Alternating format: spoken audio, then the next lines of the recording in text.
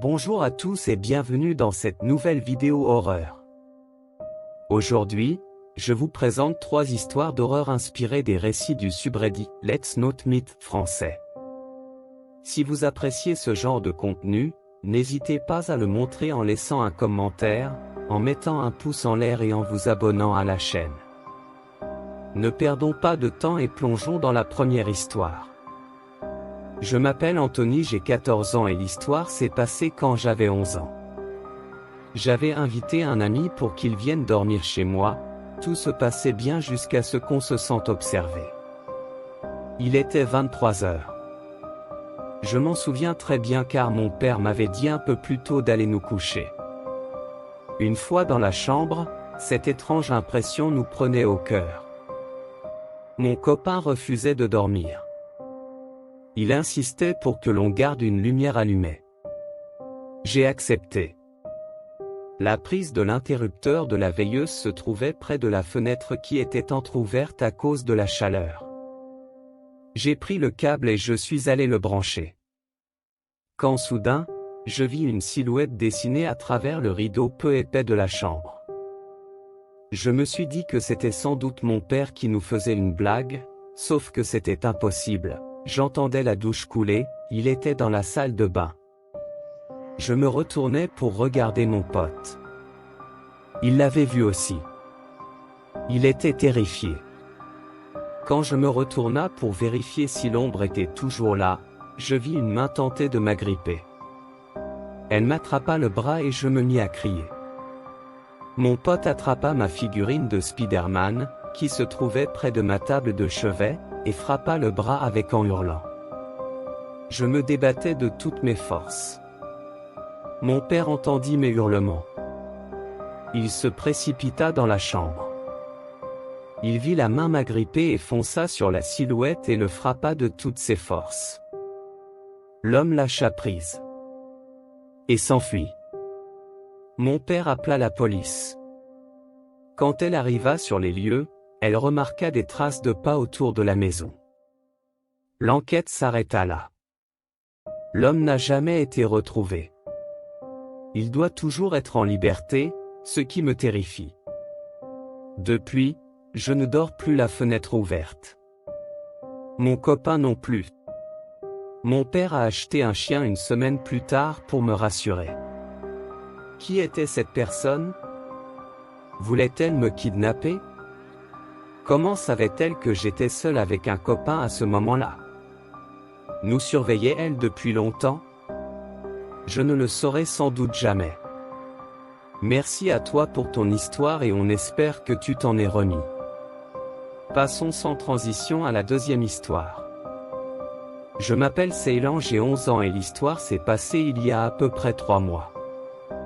J'étais avec des amis au stade en train de jouer au foot quand soudain je vois quelqu'un en train de me regarder jouer. Je m'arrête car je trouve ça un petit peu bizarre, mais en tout cas rien de bizarre pour l'instant, du coup je n'y prête pas vraiment attention, je continue à jouer et la personne n'était plus là. Une fois rentré chez moi, je me mets à regarder YouTube quand soudain je tombe sur une vidéo de moi en train de jouer au foot. Je regarde le pseudo de celui qui me filme.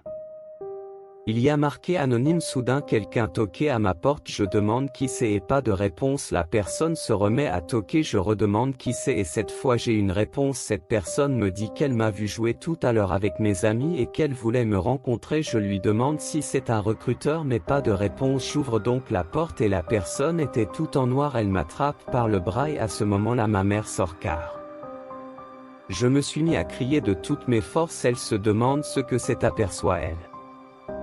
Homme en noir va dans la cuisine, sort un couteau et le menace. L'homme lâche mon bras et part en courant. Je suis donc été porter plainte avec ma mère mais l'homme n'a jamais été trouvé. Il est toujours en liberté et peut-être qu'il fera d'autres victimes, je ne l'espère pas. Merci pour ton histoire et force à toi. Passons maintenant à la dernière histoire. Je m'appelle Laura, au moment de l'histoire j'avais 26 ans. J'habite dans une petite ville, à proximité de campagne. Il y a un an, jour pour jour, je décide d'aller balader ma chienne. N'ayant pas de neige dans ma ville, je prends la décision de partir à 30 mains de route. Chaton, ma chienne, n'avait que quelques mois et je voulais qu'elle découvre la neige. Je nous prépare et pars donc pour la montagne.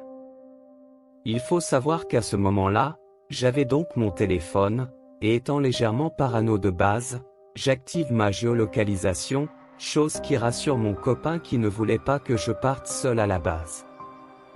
Sauf que mon téléphone était vieux et ne tenait pas la batterie. Au bout de 30 mains de route, j'arrive enfin. Je commence à me promener avec Chaton qui elle était détachée. Je lui fais confiance, c'est un bigle donc un amour avec les gens. C'est un sentier que je fais pour la première fois, il monte à travers la forêt. Au bout d'un accent grave peu près 30 mains de marche, je me fais doubler par un pompier qui fait un footing, et dans la foulée je croise un couple et leurs 2 enfants qui descendent. Je continue tranquillement ma balade. 15 mains plus tard, je croise un homme seul qui descend, je dis bonjour sans y prêter attention. Je continue tranquillement ma balade, sors mon téléphone pour prendre Chaton en photo, mon téléphone était éteint car plus de batterie. J'appelle Chaton pour lui donner un gâteau, en se retournant elle me regarde et grogne. Là j'ai compris que je n'étais plus seul, pour me donner une contenance je m'allume une cigarette. J'entends courir derrière moi, l'homme que j'avais croisé un peu plus tôt me rattrape. Je mémorise ses traits, grand, maigre, une 50aine d'années, le visage bouffi, au vu de l'odeur je suis prêt à parier que c'est à cause de l'alcool. Il me dit qu'il est garde forestier, que c'est interdit de fumer ici. En raison de mon délit, je dois le suivre afin qu'il prenne mes coordonnées pour me mettre une amende. Je suis dubitative mais je me dis que c'est possible. J'étais tellement focalisé sur lui, que j'en ai oublié Chaton. Je la cherche du regard et la vois en position de chasseuse en train de grogner le type. Je décide de faire confiance à mon chien. Elle qui est si gentille si elle agit comme ça c'est qu'il y a une raison. J'explique donc au type que je n'ai pas vu de panneau indiquant l'interdiction et que je ne le suivrai pas. Je me concentre pour me donner du courage et de mettre ma peur en second plan. Énervé, il commence à me saisir le bras, Chaton saute et lui chope le bras. Mais pas pour lui faire mal, plutôt comme un avertissement. Je réfléchis à toute allure, ça fait 45 mains que je marche, je suis donc trop loin de la voiture et je n'ai plus de batterie. Je suis face au pied du mur. Et je me souviens qu'au début du chemin il était indiqué qu'une fois arrivé en haut, on n'avait pas le choix de redescendre par ce même chemin.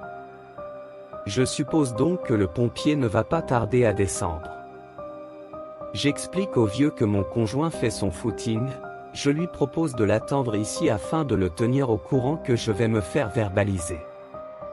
Le type s'énerve, ma seule mission est de le tenir un moment sur place en espérant que le chemin n'est pas long et que le pompier va bientôt arriver. Au bout de ce qui me semble être une éternité, je vois le pompier au loin, je crie « Chérie ». Tu ne devineras jamais, en souhaitant de tout cœur qu'il voit la détresse dans mes yeux et s'arrête. Chose qu'il fait. Je suis dos au vieux, je bouge mes lèvres afin que le pompier comprenne « Aidez-moi ». Il comprend et me prend par la main. Il dit au vieux de dégager, Chaton continue de grogner et elle finit par se calmer. Je comprends à ce moment-là que le type a décidé de se calmer et de partir. Je fais toute la descente accompagné du pompier, je lui exprime toute ma gratitude. Je rentre chez moi, fonds en larmes dans les bras de mon copain, la peur disparaît enfin. 2 semaines après, je consulte le journal du département. Une fille de 16 ans s'est faite violer, j'ouvre la page et grosse vision d'horreur, le violeur n'est autre que le type que j'avais croisé en forêt. Depuis ce moment, je suis rongé par la culpabilité, en me disant que si j'avais pu appeler la police il n'aura peut-être pas pu s'en prendre à l'adolescente. J'essaie de tourner la page, en me disant que la police n'aurait sûrement rien fait. En attendant, un grand merci à Chaton qui m'a alerté, et au pompier qui a été un complice de taille. Merci d'avoir suivi la vidéo, si vous voulez d'autres histoires d'horreur dans le même style, abonnez-vous et laissez des commentaires. À bientôt.